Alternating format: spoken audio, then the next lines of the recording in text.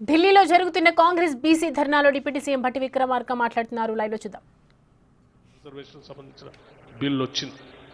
ఈ వచ్చిన బిల్లు మరి ఇక్కడ ఆగిపోయింది. ఈ ఆగిపోయిన బిల్లుని సాధించుకొని ఏ రాష్ట్ర ప్రజలకైతే నిబద్ధతతో 42% రిజర్వేషన్తో స్థానిక సంస్థల ఎన్నికలు జరిపిస్తామని చెప్పామో, ఏ నిబద్ధతతో అయితే విద్యా ఉద్యోగ అవకాశాల్లో 42% రిజర్వేషన్ కల్పిస్తామని చెప్పామో, అదే నిబద్ధతతో చట్టాన్ని చేసి రాష్ట్ర ప్రభుత్వం భారత ప్రభుత్వానికి పంపించింది. ఇది రాష్ట్ర ప్రభుత్వానికి భారత ప్రభుత్వానికి పంపించినటువంటి చట్టం.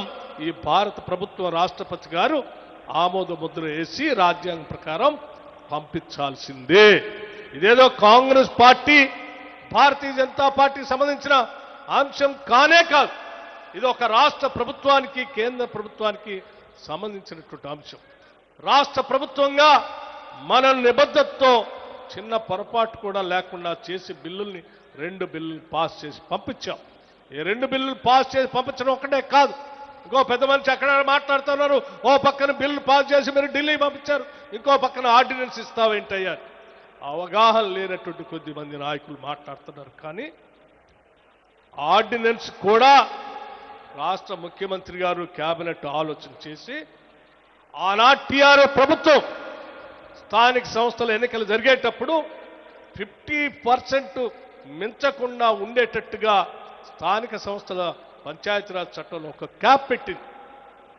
మనం ఇక్కడ 42% సాధించుకొని రాష్ట్రంలో బిల్లు తెచ్చుకోగానే ఆ క్యాప్ అడ్డం వస్తుంది. కాబట్టి దాన్ని కూడా అడ్డం లేకుండా చేయాలన్నటువంటి ఒక ఆలోచనతోనే రాష్ట్ర ప్రభుత్వం ముఖ్యమంత్రి రేవంత్ రెడ్డి గారి నాయకత్వంలో కేబినెట్ ఒక నిర్ణయం తీసుకొని ఆర్డినెన్స్ చేసి గవర్నర్ గారికి పంపించింది.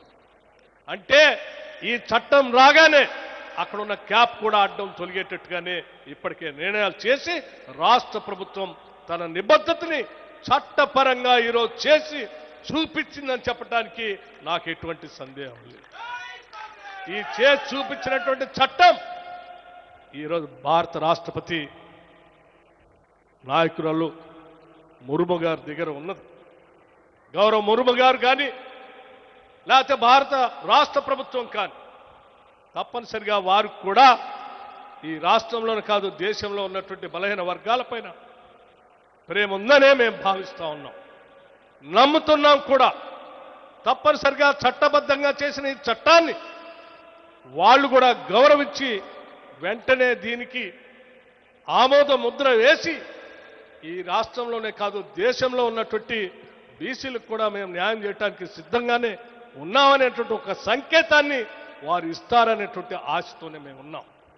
అందుకే ఈరోజు రాష్ట్ర ముఖ్యమంత్రి రేవంత్ రెడ్డి గారి నాయకత్వంలో యావత్ కేబినెట్ మొత్తం శాసనసభ్యులు, శాసన మండలి సభ్యులు, పార్లమెంటు సభ్యులు, రాష్ట్రానికి సంబంధించిన మొత్తం కార్పొరేషన్ చైర్మన్లు, జిల్లా కాంగ్రెస్ కమిటీ అధ్యక్షులతో సహా ఇక్కడికి వచ్చి ఇక్కడ ఒక ధర్నా కార్యక్రమాన్ని ఏర్పాటు చేయటం అంటే ఈ ధర్నా కార్యక్రమం ద్వారా ఈ ప్రభుత్వానికి గౌరవ రాష్ట్రపతి గారికి మా గోడు వినండి అని మేము పంపించిన చట్టం మీ దగ్గర ఉన్నది, దయచేసి దీనిపైన ఆలోచన చేయండి అని వారి దృష్టికి తీసుకొని రావటం కోసం ఏర్పాటు చేసినటువంటి ధర్నా కార్యక్రమమే తప్ప ఇంకా వేరే ఆలోచన లేదని కూడా ఈ సందర్భంగా స్పష్టంగా చెప్తా ఉన్నాం. అందుకే మేము ఆశిస్తా ఉన్నాం. ఈరోజు ఇక్కడ మాట్లాడినటువంటి అనేక మంది పార్లమెంటు సభ్యులు, అనేక రాజకీయ పార్టీలకు సంబంధించిన పార్లమెంటు సభ్యులు, అనేక మంది వ్యక్తులు ఇక్కడికి వచ్చి ఓబీసీలకు మద్దతు ఇచ్చి ఈనాడు తెలంగాణలో తీసుకున్నటువంటి 42% రిజర్వేషన్ కేవలం తెలంగాణ కాదు దేశం మొత్తానికి కూడా ఇది ఒక రోల్ మోడల్గా ఉంది.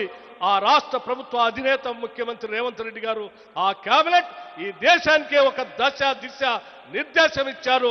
తప్పనిసరిగా వారు ఇచ్చినటువంటి సందేశాన్ని, నిర్దేశాన్ని, గతిని మేము ఆమోదిస్తున్నాం, మద్దతిస్తున్నాం.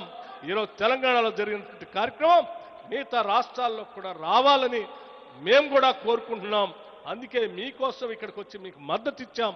తప్పనిసరిగా పార్లమెంట్లో అవసరం వస్తే మేమంతా మా గొంతును మీకోసం నిలబెడతామని చెప్పారు. అలాగే మన పార్లమెంట్ సభ్యులు తెలంగాణ రాష్ట్రం నుంచే కాకుండా మిగతా పార్లమెంట్ సభ్యులకు కూడా నిన్న ఈరోజు లోక్సభలో అటు రాజ్యసభలో అడ్జర్న్మెంట్ మోషన్ ఇచ్చి ఓబీసీ బిల్లు పైన చర్చించాలని 2 రోజులుగా అడ్జర్న్మెంట్ మోషన్ ఇచ్చి మన కోసం పార్లమెంట్లో వాళ్ళు మాట్లాడుతూ ఉన్నారు.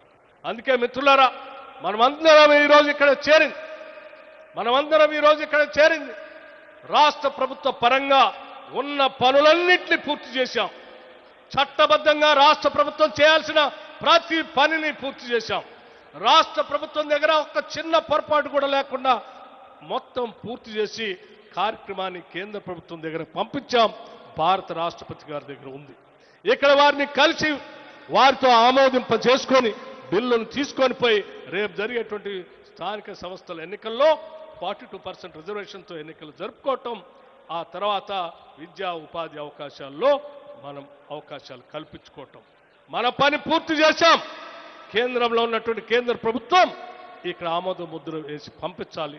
దానికోసమే ఈరోజు వారిని రేపు ప్రత్యేకంగా కలిసి విజ్ఞప్తి చేసే కార్యక్రమం కూడా రేపు కూడా ఉంది. కాబట్టి దయచేసి మీరంతా కూడా ఉండండి. ముఖ్యమంత్రి రేవంత్ రెడ్డి గారు, అట్లాగే మన అఖిల భారత కాంగ్రెస్ కమిటీ అధ్యక్షులు మల్లికార్జున్ ఖర్గే గారు, మన నాయకుడు రాహుల్ గాంధీ గారు, వీరందరి ఆధ్వర్యంలో రేపు పొద్దున యావత్ కేబినెట్ పార్లమెంట్ సభ్యులంతా కూడా రాష్ట్రపతి గారిని కలిసి దీని ఆమోద ముద్ర వేయించుకొని పోయే కార్యక్రమం కోసం మన అందరం ఇక్కడికి వచ్చాం. ఇది విజయవంతం కావాలని